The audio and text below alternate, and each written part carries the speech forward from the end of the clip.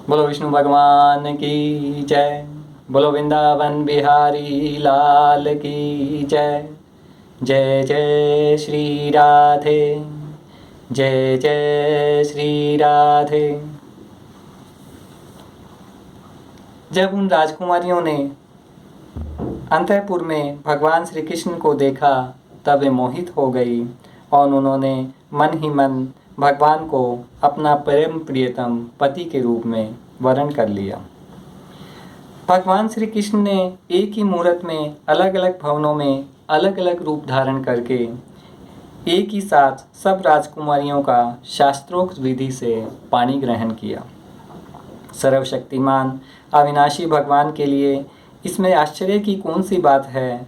परीक्षित, भगवान की पत्नियों के अलग अलग महलों में ऐसी दिव्य सामग्रियां भरी हुई थी जिनके बराबर जगत में कहीं भी और कोई भी सामग्री नहीं है, फिर अधिक की तो बात ही क्या है। बोले उनके समान ही कोई सामग्री नहीं है, फिर अधिक तो हो ही कैसे सकती है।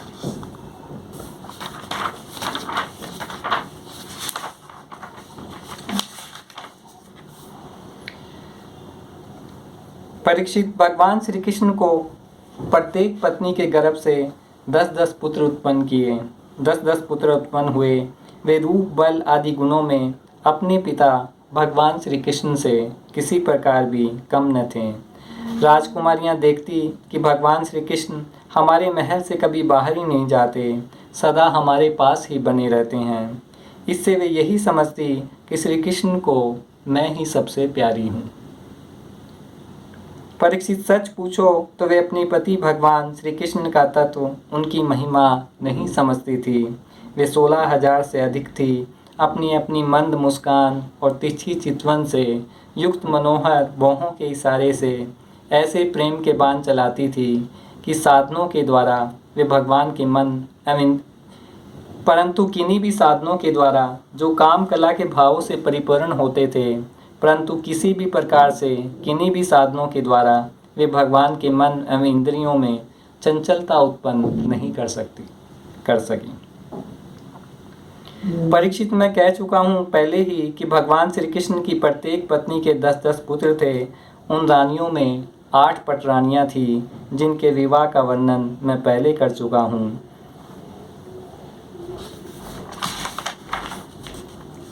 इन पटरानियों के अतिरिक्त भगवान की रोहिणी आदि 16,100 और भी रानियां थी। उनके दीप्तिमान और ताम्रतप्त आदि 10-10 पुत्र हुए। रुक्मणी नंदन, प्रमुग्न का, मायावती, रति के अतिरिक्त भोजकट नगर निवासी रुक्मी की पुत्री रुकमवती से भी विवाह हुआ था। उसी के गर्भ से परम बलशाली अनिरुद्ध का जन्म हुआ था। राजा परीक्षित ने पूछा, परम ज्ञानी मुनीश्वर, भगवान श्री कृष्ण ने रणभूमि में रुक्मी का बड़ा तिरस्कार किया था, इसलिए वह सदा इस बात की घात में रहता था कि अवसर मिलते ही श्री कृष्ण से उसका बदला लूं और उनका काम तमाम कर डालूं। ऐसी स्थिति में उसने अपनी कन्या रुक्मवती अपने शत्रु के पुत्र प्रमुग्न जी को कैसे ब्याह दी। सुखदेव जी कहते हैं, परीक्षित, प्रमुग्न जी मूर्तिमान कामदेव थे। उनके सौंदर्य और गुणों पर रीझकर रुक्मवती ने स्वयंवर में उन्हीं को वरमाला पहना दी। प्रमुग्न जी ने युद्ध में अकेले ही वहां इकट्ठे हुए नरपुतियों को जीत लिया और रुक्मवती को हर लाए। यद्यपि भगवान श्री कृष्ण के से अपमानित होने के कारण रुक्मी के हृदय की क्रोधाग्नि शांत नहीं हुई थी, फिर भी अपनी बहन रुक्मणी को प्रसन्न करने के लिए उसने अपने भांजे प्रमुद्न को अपनी बेटी ब्याह दी। परीक्षित, रुक्मी का भगवान श्री कृष्ण के साथ पुराना वैर था, फिर भी अपनी बहन रुक्मणी को प्रसन्न करने के लिए उसने अपनी पौत्री रोचना का विवाह रुक्मणी के पुत्र नाती दोहित्र अनिरुद्ध के साथ कर दी। यद्यपि रुक्मी को इस बात का पता था कि इस प्रकार का विवाह संबंध धर्म के अनुकूल नहीं है, फिर भी स्नेह बंधन में बंधकर उसने ऐसा कर दिया। जब विवाह उत्सव निर्विघ्न समाप्त हो गया और यदुवंशी नवविवाहिता दुल्हन रोचना के साथ अनिरुद्ध जी को श्रेष्ठ रथ पर चढ़ाकर भोजकट नगर से द्वारिकापुरी को चले आए। राजा परीक्षित ने पूछा, महायोग मुनीश्वर, मैंने सुना है कि यदुवंश शिरोमणि अनिरुद्ध जी ने बानासुर की पुत्री उषा से विवाह किया था और इस प्रसंग में भगवान श्री कृष्ण और शंकर जी का बहुत बड़ा घमासान युद्ध हुआ था। आप कृपा करके यह वृत्तांत विस्तार से सुनाइए। सुखदेव जी कहते हैं, परीक्षित, महात्मा बलि की कथा तो तुम सुन ही चुके हो। उन्होंने वामन रूपधारी भगवान को सारी पृथ्वी का दान कर दिया था। उनके 100 लड़के थे, उनमें सबसे बड़ा था बानासुर। दैत्यराज बलि का पुत्र औरस पुत्र बानासुर भगवान शिव की भक्ति में सदा रत रहता था, लगा रहता था। उसके 1000 भुजाएं थी। एक दिन जब भगवान शंकर तांडव नृत्य कर रहे थे, तब उसने अपने 1000 हाथों से अनेक प्रकार के बाजे बजाकर उन्हें प्रसन्न कर लिया। सचमुच भगवान शंकर बड़े ही भक्त वत्सल और शरणागत रक्षक हैं। समस्त भूतों के एकमात्र स्वामी प्रभु ने बानासुर से कहा, तुम्हारी जो इच्छा हो वो मुझसे मांग लो। बानासुर ने कहा, भगवान, आप मेरी नगर की रक्षा करते हुए यहीं रहा करें। एक दिन बल पुरुष के घमंड में चूर बानासुर ने अपने समीप ही स्थित भगवान शंकर के चरण कमलों को सूर्य के समान चमकीले मुकुट से छूकर प्रणाम किया और कहा, देवादिदेव, आप समस्त चराचर के जगत के गुरु और ईश्वर हैं। मैं आपको नमस्कार करता हूँ। जिन लोगों के मनोरथ अब तक पूरे नहीं हुए हैं, उनको पूर्ण करने के लिए भी आप कल्प वृक्ष हैं। भगवान, आपने मुझे 1000 भुजाएं दी हैं, परंतु वे मेरे लिए केवल भार रूप हो रही है, क्योंकि त्रिलोकी में आपको छोड़कर मुझे अपनी बराबरी का कोई वीर योद्धा ही नहीं मिलता जो मुझसे लड़ सके। बानासुर की यह प्रार्थना सुनकर भगवान शंकर तनिक क्रोध से कहा, रे मूढ़, जिस समय तेरी ध्वजा टूटकर गिर जाएगी, उस समय मेरे ही समान योद्धा तेरे से युद्ध होगा और वह युद्ध में तेरा घमंड चूर चूर कर देगा। परीक्षित, बानासुर की बुद्धि इतनी बिगड़ गई थी कि भगवान शंकर की बात सुनकर उसे बड़ा हर्ष हुआ और वह अपने घर लौट आया। अब वह मूर्ख भगवान शंकर के आदेश अनुसार उस युद्ध की प्रतीक्षा करने लगा। परीक्षित, बानासुर की एक कन्या थी, उसका नाम था उषा। अभी वह कुमारी ही थी कि एक दिन स्वप्न में उसने देखा कि परम सुंदर अनिरुद्ध जी के साथ मेरा मिलन हो रहा है। आश्चर्य की बात तो यह थी कि उसने अनिरुद्ध जी को न कभी देखा था और न सुना ही था। स्वप्न में ही उन्हें न देखकर वह बोल उठी, प्राण प्यारे, तुम कहाँ हो? और उसकी नींद टूट गई। वह अत्यंत विहलता के साथ उठ बैठी और यह देखकर कि मैं सखियों के बीच हूँ, बहुत ही लज्जित हुई। परीक्षित, बानासुर के मंत्री का नाम था कुभांड। उसकी एक कन्या थी जिसका नाम था चित्रलेखा। उषा और चित्रलेखा एक दूसरे की सहेलियाँ थीं। चित्रलेखा ने उसे कौतूहलवश पूछा, सुंदरी राजकुमारी, मैं देखती हूँ अभी तक किसी ने तुम्हारा पानी ग्रहण भी नहीं किया है। तुम किसे ढूंढ रही हो और तुम्हारे मनोरथ का क्या स्वरूप है? उषा ने कहा, सखी, मैंने स्वप्न में एक बहुत ही सुंदर नवयुवक को देखा है। उसके शरीर का रंग सांवला सांवला सा है, नेत्र कमल दल के समान है, शरीर पर पीला पीला पीतांबर फहरा रहा है। मैं अपने उसी प्राण वल्लभ को ढूंढ रही हूँ। चित्रलेखा ने कहा, सखी, यदि तुम्हारा चित्तचोर त्रिलोकी में कहीं भी होगा और उसे तुम पहचान सकोगी तो मैं तुम्हारी वीर व्यथा अवश्य शांत कर दूंगी। मैं चित्र बनाती हूँ, तुम अपने चित्तचोर प्राण वल्लभ को पहचान कर बतला दो, फिर वह चाहे कहीं भी होगा, मैं उसे तुम्हारे पास ले आऊंगी। यूं कहकर चित्रलेखा ने बात की बात में बहुत से देवता, गंधर्व, सिद्ध, चारण, दैत्य, विद्याधर, यक्ष और मनुष्यों के चित्र बना दिए।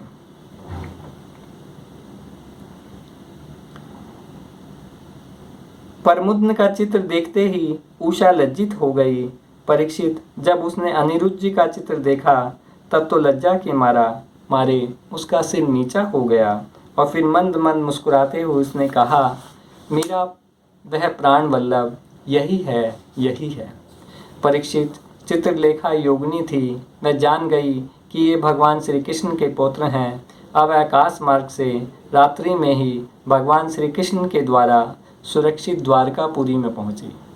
वहां अनिरुद्ध जी बहुत ही सुंदर पलंग पर सो रहे थे। चित्रलेखा योग सिद्ध के प्रभाव से ही उन्हें उठाकर सोनितपुर ले आई और अपनी सखी उषा को उसके प्रियतम का दर्शन करा दिया।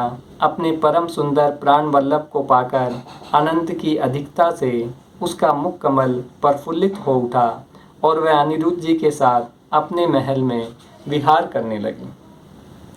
परीक्षित उसका अंतपुर इतना सुरक्षित था कि उसकी ओर कोई पुरुष झांक तक नहीं सकता था। यदु कुमार अनिरुद्ध जी के मिलन से उषा का कुंवारापन नष्ट हो चुका था। उसके शरीर पर ऐसे चिन्ह प्रकट हो गए थे जो स्पष्ट इस बात की सूचना दे रहे थे। पहरेदारों ने समझ लिया कि उसका किसी न किसी पुरुष से संबंध अवश्य हो गया है। उन्होंने जाकर बानासुर से निवेदन किया, राजन, हम लोग आपकी अविवाहिता राजकुमारी का जैसा रंग ढंग देख रहे हैं वह आपके कुल पर बट्टा लगने वाला है।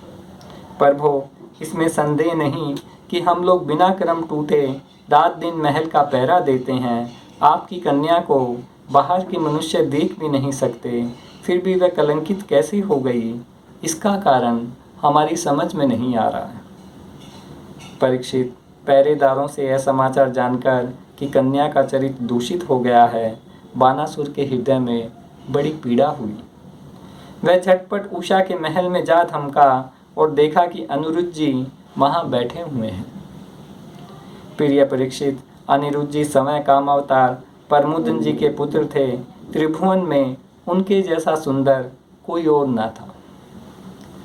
उन्हें उषा के सामने बैठा देखकर बानासुर चकित हो गया। जब अनिरुद्ध जी ने देखा कि बानासुर बहुत से आक्रमणकारी शस्त्रों से सुसज्जित वीर सैनिकों के साथ महल में घुस आया है, तब वे उन्हें धराशायी कर देने के लिए लोहे का एक भयंकर परिघ लेकर डट गए, मानो वे समय कालदंड लेकर खड़ा हो।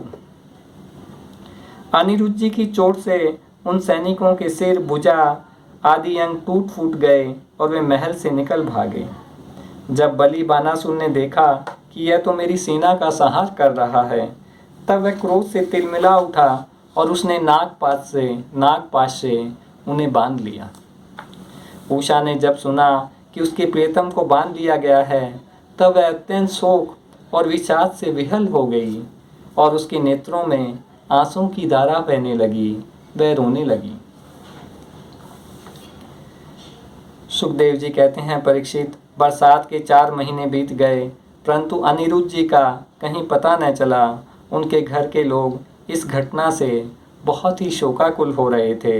एक दिन नारद जी ने आकर अनिरुद्ध जी का सोनितपुर जाना, माँ बानासुर के सैनिकों को हराना और फिर नागपाश में बांधा जाना, यह सारा समाचार सुनाया। तब श्री कृष्ण को ही अपना आराध्य देव मानने वाले यदुवंशियों ने सोनितपुर पर चढ़ाई कर दी। अब श्री कृष्ण और बलराम जी के साथ उनके अनुयायी सभी यदुवंशी प्रमुद्न, सात्यकी, गद्द, सांब, भद्र आदि ने 12 अक्षौहिणी सेना के साथ व्यूह बनाकर चारों ओर से बानासुर की राजधानी को घेर लिया। जब बानासुर ने देखा कि यदुवंशियों की सेना सिंह द्वारों को तोड़ फोड़ रही है, तब उसे बड़ा क्रोध आया और वह भी 12 अक्षौहिणी सेना लेकर नगर से निकल पड़ा। बानासुर की ओर से साक्षात भगवान शंकर वृषराज नंदी पर सवार होकर अपने पुत्र कार्तिकेय और गणों के साथ रणभूमि में पधारे और उन्होंने भगवान श्री कृष्ण तथा बलराम जी से युद्ध किया। परीक्षित, वह युद्ध इतना अद्भुत और घमासान हुआ कि उसे देखकर रोंगटे खड़े हो जाते थे। भगवान श्री कृष्ण से शंकर जी का और प्रद्युम्न से स्वामी कार्तिक का युद्ध हुआ। भगवान श्री कृष्ण ने अपने शांग धनुष के तीखी नोक वाले बाणों से शंकर जी के अनुचरों, भूत प्रेत, परमत और ब्रह्म राक्षसों को मार मार कर खदेड़ दिया। भगवान श्री कृष्ण ने जम्बास्त्र से, जिससे मनुष्य को जम्बाई पे जम्बाई आने लगती है, महादेव जी को मोहित कर दिया। वे युद्ध से विरत होकर जम्बाई लेने लगे। तब भगवान श्री कृष्ण शंकर जी से छुट्टी पाकर तलवार और गदा बाणों से बाणासुर की सेना का संहार करने लगे। इधर प्रमुद्र ने बाणों की बौछार से स्वामी कार्तिक को घायल कर दिया। उनके अंग अंग से रक्त की धारा ने बह निकली। वे रणभूमि छोड़कर अपने वाहन मयूर द्वारा भाग निकले।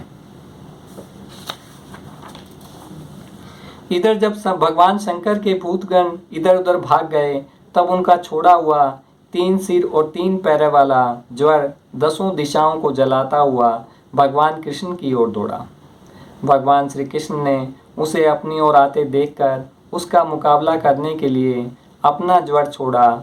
जब वैष्णव और माहेश्वर दोनों ज्वर आपस में लड़ने लगे, ज्वर ने कहा, अंत में वैष्णव के ज्वर से तेज से माहेश्वर ज्वर पीड़ित होकर चिल्लाने लगा और वह भगवान श्री कृष्ण से प्रार्थना करने लगा। ज्वर ने कहा, प्रभु आपकी शक्ति अनंत है, आप ब्रह्म आदि ईश्वरों के भी परम महेश्वर हैं, आप सबके आत्मा और सर्व स्वरूप हैं, आप अद्वितीय और केवल ज्ञान स्वरूप हैं। संसार की उत्पत्ति, स्थिति और संहार के कारण आप ही हैं। श्रुतियों के द्वारा आपका ही वर्णन और अनुमान किया जाता है। प्रभु आपके शांत, उग्र व अत्यंत भयानक दूसरे तेज ज्वर से मैं अत्यंत संतृप्त हो रहा हूँ। भगवान देहधारी जीवों को तभी तक ताप संताप रहता है जब तक वे आशा के फंदे में फंसे रहने के कारण आपके चरण कमलों की शरण ग्रहण नहीं करते। भगवान श्री शंकर ने कहा, भगवान श्री कृष्ण ने कहा, त्रिशरा मैं तुम पर प्रसन्न हूँ, अब तुम मेरे ज्वर से निर्भय हो जाओ। संसार में जो कोई हम दोनों के संवाद का स्मरण करेगा, उसे तुमसे कोई भय न रहेगा। भगवान श्री कृष्ण के इस प्रकार कहने पर माहेश्वर ज्वर उन्हें प्रणाम करके चला गया। तब तक बाणासुर रथ पर सवार होकर भगवान श्री कृष्ण से युद्ध करने के लिए फिर आ पहुंचा। परीक्षित, बाणासुर ने अपने 1000 हाथों में तरह तरह के हथियार ले रखे थे। अब वह अत्यंत क्रोध से भरकर चक्रपाणी भगवान पर बाणों की वर्षा करने लगा। जब भगवान श्री कृष्ण ने देखा कि बाणासुर ने बाणों की झड़ी लगा दी है, तब वे छुरे के समान तीखी धार वाले चक्र से उसकी भुजाएं काटने लगे, मानो कोई वृक्ष की छोटी छोटी डालियां काट रहा हो। जब भक्तवत्सल भगवान शंकर ने देखा कि बाणासुर की भुजाएं कट रही हैं, तब वे चक्रधारी भगवान श्री कृष्ण के पास आए और स्तुति करने लगे। भगवान शंकर ने कहा, प्रभु आप वेद मंत्रों में तात्पर्य रूप से छिपे हुए हैं, परम ज्योति स्वरूप पर ब्रह्म है, शुद्ध हृदय महात्मागण आपके आकाश के समान सर्वव्यापक और निर्विकार स्वरूप का साक्षात्कार करते हैं। भगवान आपकी माया से मोहित होकर लोग स्त्री, पुत्र, देह, गेह आदि में आसक्त हो जाते हैं, फिर दुख के अपार सागर में डूबने उतरने लगते हैं। संसार के मानवों को यह मनुष्य शरीर आपने अत्यंत कृपा करके दिया है। जो पुरुष इसे पाकर भी अपनी इंद्रियों को वश में नहीं करता और आपके चरण कमलों का आश्रय नहीं लेता, उनका सेवन नहीं करता, उनका जीवन अत्यंत शोचनीय है और वह समय अपने आप को धोखा दे रहा है। प्रभु आप समस्त प्राणियों के आत्मा, प्रियतम और ईश्वर हैं। जो मृत्यु का ग्रास मनुष्य आपको छोड़ देता है और अनात्म दुख स्वरूप एवं तुच्छ विषयों में सुख बुद्धि करके उनके पीछे भटकता है, वह इतना मूर्ख है कि अमृत को छोड़कर विष पी रहा है। विष पी रहा है। बोले जो मृत्यु का ग्रास है, जिसकी मृत्यु होने वाली है, वह मनुष्य आपको छोड़कर विषयों के पीछे भटकता है। वह उतना मूर्ख है कि अमृत को छोड़कर, जैसे कोई अमृत को छोड़कर विष पिए। हे प्रभु, हम सब संसार से मुक्त होने के लिए आपका भजन करते हैं। देव, यह बाणासुर मेरा परम प्रिय कृपा पात्र और सेवक है। मैंने इसे अभय दान दिया है। प्रभु, जिस प्रकार इसके परदादा दैत्यराज प्रहलाद पर आपका कृपा प्रसाद है, वैसा ही कृपा प्रसाद आप इस पर भी करें। भगवान श्री कृष्ण ने कहा, भगवान, आपकी बात मानकर जैसा आप चाहते हैं मैं इसे निर्भय किए देता हूँ। आपने पहले इसके संबंध में जैसा निश्चय किया था, मैंने इसकी भुजाएं काटकर उसी का अनुमोदन किया है। मैं जानता हूँ कि बानासुर दैत्यराज बलि का पुत्र है, इसलिए मैं भी इसका वध नहीं कर सकता, क्योंकि मैंने प्रहलाद को वर दे दिया है कि मैं तुम्हारे वंश में पैदा होने वाले किसी भी दैत्य का वध नहीं करूँगा। इसका घमंड चूर करने के लिए ही मैंने इसकी भुजाएं काट दी है। यह बाणासुर आपके पार्षदों में मुख्य होगा। श्री कृष्ण से इस प्रकार अभयदंड प्राप्त करके बाणासुर ने उनके पास आकर धरती में माथा टेका, प्रणाम किया और अनिरुद्ध जी को अपनी पुत्री उषा के साथ रथ पर बैठाकर भगवान के पास ले आया। इसके बाद भगवान श्री कृष्ण ने महादेव जी की सम्मति से वस्त्र अलंकार विभूषित उषा और अनिरुद्ध जी को एक अक्षौहिणी सेना के साथ आगे करके द्वारिका के लिए प्रस्थान किया। इस प्रकार भगवान श्री कृष्ण ने अपनी राजधानी में प्रवेश किया। परीक्षित, जो पुरुष श्री शंकर जी के साथ भगवान श्री कृष्ण का युद्ध और उनकी विजय की कथा का प्रातःकाल उठकर स्मरण करता है, उसकी पराजय नहीं होती। नृग राजा की कथा। सुखदेव जी कहते हैं, प्रिय परीक्षित, एक दिन शाम प्रद्युम्न, चारुभान आदि यदुवंशी राजकुमार घूमने के लिए उपवन में गए। वहाँ बहुत देर तक खेलते हुए उन्हें प्यास लगाई। अब वे इधर उधर जल की खोज करने लगे। वे एक कुएं के पास गए। उसमें जल तो था नहीं, एक बड़ा विचित्र जीव दिख रहा था। वह जीव पर्वत के समान आकार का एक गिरगिट था। उसे देखकर उनके आश्चर्य की सीमा न रही। परंतु जब वे राजकुमार उस गिरे हुए गिरगिट को चमड़े और सूत की रस्सियों से बांधकर बाहर न निकाल सके, तब कतूहलवश उन्होंने यह आश्चर्यमय वृत्तांत भगवान श्री कृष्ण के पास जाकर निवेदन किया। भगवान श्री कृष्ण को बताया। जगत के जीवन दाता कमल नयन भगवान श्री कृष्ण उस कुएं पर आए और उसे देखकर उन्होंने बाएं हाथ से खेल खेल में अनायास ही उसको बाहर निकाल लिया। भगवान श्री कृष्ण के कर कमलों का स्पर्श होते ही उसका गिरगिट रूप जाता रहा और वह एक स्वर्गीय देवता के रूप में परिणित हो गया। भगवान श्री कृष्ण ने उस दिव्य पुरुष से पूछा, महाभाग, तुम्हारा रूप तो बहुत सुंदर है, तुम हो कौन? मैं तो ऐसा समझता हूँ कि तुम अवश्य ही कोई श्रेष्ठ देवता हो। राजा नृग ने कहा, प्रभो, मैं महाराज इक्ष्वाकु का पुत्र राजा नृग हूँ। जब कभी किसी ने आपके सामने दानियों की गिनती की होगी, तब उसमें मेरा नाम भी अवश्य ही आपके कानों में पड़ा होगा। प्रभो, भगवान, पृथ्वी में जितने धूलिकण हैं, आकाश में जितने तारे हैं और वर्षा में जितनी जल की धाराएं गिरती हैं, मैंने उतनी ही गौएं दान की थी। वे सभी गौएं दुधारू, नौजवान, सीधी, सुंदर, सुलक्षणा और कपिला थी। उन्हें मैंने न्याय के धन से प्राप्त किया था और सबके साथ बछड़े थे। एक दिन किसी अप्रीतिग्रही दान न लेने वाले तपस्वी ब्राह्मण की एक गाय बिछुड़कर मेरी गायों में आ मिली। जो तपस्वी होते हैं, कुछ तपस्वी जो किसी से दान स्वीकार नहीं करते, उनकी एक गाय मेरी गायों में आ मिली। मुझे इस बात का बिल्कुल पता न चला, इसलिए मैंने अनजान में उसे किसी दूसरे ब्राह्मण को दान कर दिया। जब उस गाय को ब्राह्मण ले चले तब उस गाय के असली स्वामी ने कहा, यह गाय मेरी है।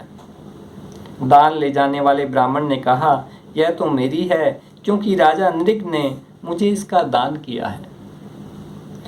वे दोनों ब्राह्मण आपस में झगड़ते हुए अपनी अपनी बात कायम करने के लिए मेरे पास आए। एक ने कहा, यह गाय अभी अभी आपने मुझे दी है, और दूसरे ने कहा, यदि ऐसी बात है तो तुमने मेरी गाय चुरा ली है।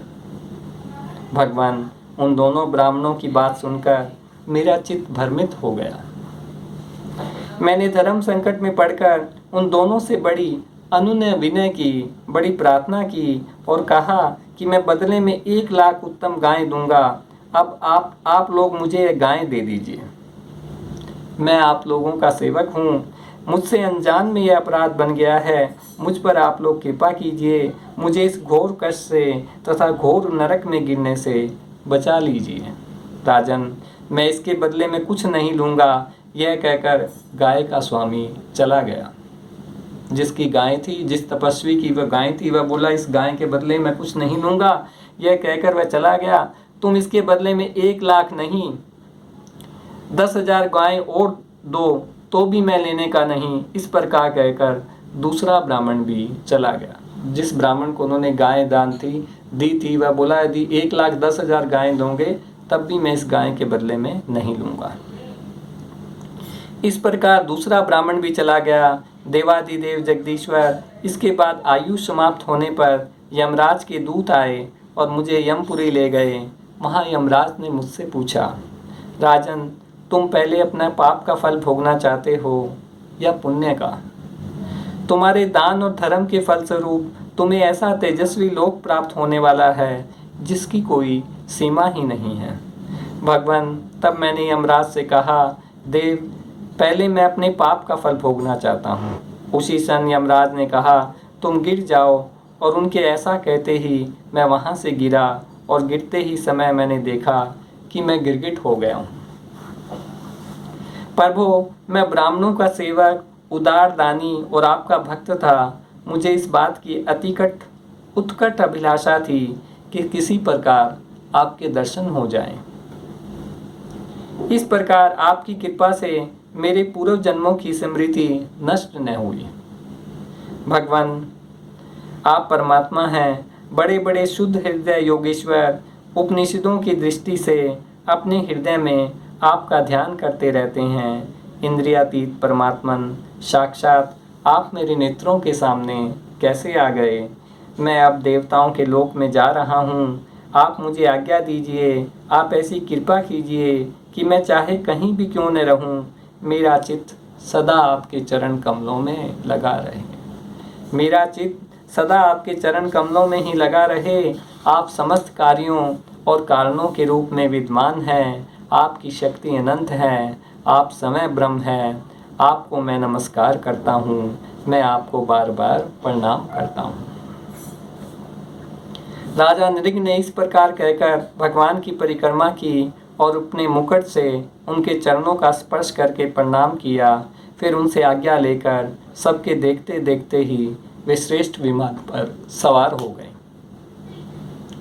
राजा नृग के चले जाने पर ब्राह्मणों के परम प्रेमी भगवान श्री कृष्ण ने क्षत्रियों को शिक्षा देने के लिए वहां उपस्थित अपने कुटुंब के लोगों से कहा, जो लोग अग्नि के समान तेजस्वी हैं, वे भी ब्राह्मणों का थोड़े से थोड़ा धन हड़प कर नहीं पचा सकते। फिर जो अभिमानवश झूठ मूठ अपने को लोगों का स्वामी समझते हैं, वे राजा तो क्या पचा सकते हैं। मैं हलाहल विष को विष नहीं मानता, क्योंकि उसकी चिकित्सा होती है, पर ब्राह्मणों का धन ही परम विष है। उसको पचा लेने के लिए पृथ्वी में कोई औषधि नहीं है। ब्राह्मण का धन यदि उसकी पूरी सम्मति लिए बिना भोगा जाए, तब तो वह भोगने वाले, उसके लड़के और पुत्र, इन 3 पीढ़ियों को ही चौपट करता है। परंतु यदि बलपूर्वक हट करके उसका उपभोग किया जाए, तब तो पूर्व पुरुषों की 10 पीढ़ियाँ और आगे की भी 10 पीढ़ियाँ नष्ट हो जाती हैं। जो मनुष्य अपनी या दूसरों को दी हुई ब्राह्मणों की वृत्ति और उनकी जीविका के साधन छीन लेते हैं, वे 60,000 वर्ष तक विष्ठा के कीड़े होते हैं। मेरे आत्मियों, यदि ब्राह्मण अपराध करे तो भी उससे द्वेष मत करो। वह मार ही क्यों ना बैठे, बहुत सी गालियां ही शाप क्यों ना दे, तुम लोग सदा नमस्कार ही करो। जिस प्रकार मैं सावधानी से तीनों समय ब्राह्मणों को प्रणाम करता हूँ, वैसे ही तुम लोग भी किया करो। परीक्षित, समस्त लोगों को पवित्र करने वाले भगवान श्री कृष्ण द्वारका वासियों को इस प्रकार उपदेश देकर अपने महल में चले गए। बोलो सच्चिदानंद भगवान की जय। बोलो विष्णु भगवान की जय। बोलो वृंदावन बिहारी लाल की जय। जय जय श्री राधे, जय जय श्री राधे।